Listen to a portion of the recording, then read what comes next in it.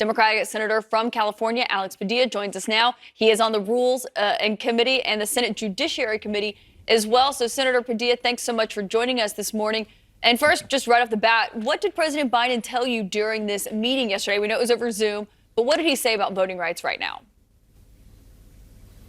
Well, good morning, Kaitlan. And before I get to what the president said, let me just remind everybody, nobody said this was going to be easy. I didn't take this job because I thought it'd be easy. I took this job because I thought these issues are all so important and, yes, very urgent.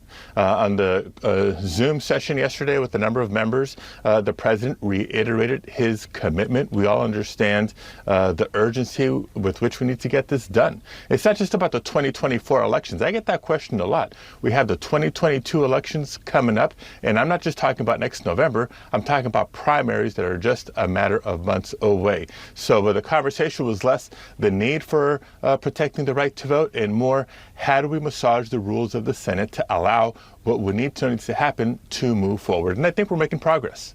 And so, of course, on that call was Senator Manchin, who that has been a critical component to whether or not those rules are going to change in the Senate. So what did President Biden say about changing the rules to get something like that passed? Look, as much as he adores the time he spent in the Senate, he knows that it's the Senate that needs to take this step. He's certainly familiar with the rules and the procedures and has relationships that are being very helpful. To my colleague from West Virginia, he's made it clear he's not for eliminating the filibuster. I am, but he's not. So the conversation is now, well, how do we reform the filibuster and frankly restore the Senate to an era of productivity, because for too long the filibuster has been abused to obstruct and so many issues that can't wait anymore.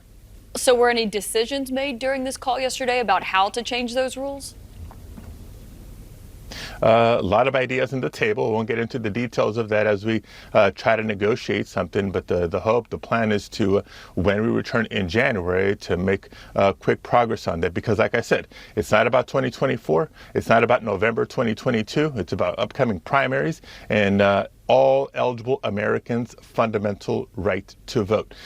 Given my experience as Secretary of State in California, I can tell you that all the reforms that we've included in the Freedom to Vote Act don't just make it easier for eligible people to register to vote and cast their ballot. It actually helps maintain and strengthen the integrity and security of our elections. It's not an either or. We can and need to do both. So, of course, this is something you're saying we could see movement on it in January. I do want to get your take on something else. Of course, Senator Manchin was on this call. We saw President Biden issue a statement yesterday, essentially acknowledging that he does not think that expansive economic and climate bill that he wanted to get passed by Christmas is going to happen. And he did not put a new timeline on it when it comes to passing it in the new year. And so I do wonder, we were told by Senator Warren that the Senate Dem lunch yesterday was pretty intense. So were you at that lunch, and what happened behind those closed doors? Absolutely intense. Yes, I was there. And again, I think it's an acknowledgement of how important these measures are. We did pass the bipartisan infrastructure bill that President Biden signed into law, but we've known all along that is not enough. And so negotiations continue on the Build Back Better Act. And let me actually take a step back and remind all of us why this Senate Democratic caucus palace intrigue is the center of attention. It's because Republicans are refusing to participate in a discussion in how we invest in our nation's healthcare infrastructure, how we invest in the care economy with more people in need of child care, elder care, everything in between, and how we not just invest in infrastructure, but tackle climate change. Extreme weather patterns are increasingly severe. We see it in hurricanes in the southeast, wildfires in the west, tornadoes in Kentucky when it's not tornado season. What more evidence do you need that we need to take quick, aggressive action on climate? And by the way, immigration reform must be in Build Back Better, because immigrants are an essential part of the workforce in every aspect of our infrastructure. So it only works when it all works together. And I do want to ask you about the immigration aspect of this, but you're talking about how important it is to get something passed when it comes to climate change. But what is the new timeline for Build Back Better now? Look, my timeline was months ago. And so if we need to take, a few more weeks or whatever the time frame is to actually get it done, then let's do that. I know that negotiations continue in real time. It's not shelved. I take issue with the characterization that it's been shelved. The deadline's been extended. We don't know a hard deadline. But the work and the negotiations absolutely continue. Isn't this exactly what progressive Democrats were worried about, though, that they would vote for the infrastructure bill, it would get passed, it's been signed into law, and then when it comes to this other second part that they wanted to move together with it, now it is stalled. You don't want to say the word shelved, but it is certainly stalled, and there's no timeline for it right now. So wasn't this the worst nightmare, essentially, the outcome that progressive Democrats had predicted?